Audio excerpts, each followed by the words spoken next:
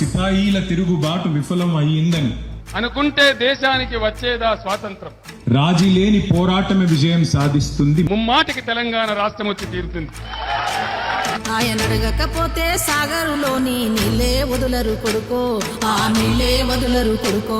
ఆయన అడగకపోతే రైతన్న ఖాతాలో రైతు బంధు వాడదమ్మో, ఏ రైతు బంధు వాడదమ్మో.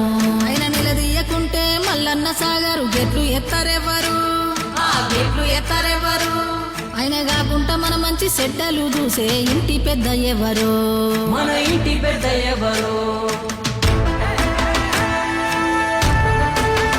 ఆ రోజు జరిగిన పోరాటం, ఆ రోజు చేసిన త్యాగాలు, ఆ రోజు పడ్డ కష్టం, ఆ రోజు అమరవీరుల బలిదానాలు ఇవి లేకపోతే ఇవాళ మనకి ఫ్రీడమ్ ఉండేది కాదు, ఈ స్వాతంత్రం ఉండేది కాదు, తెలంగాణ ఉండేది కాదు అనేది అక్షర సత్యం. మాకెంత గోస వచ్చే ఏదోటి జయవే, అమ్మలాంటి ఆలన నీది అయ్యా కేసీఆర్.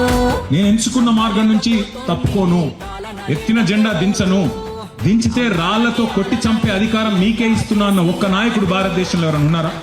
That is KCR. బతికేటోడు. జై తెలంగాణ, జై కేసీఆర్.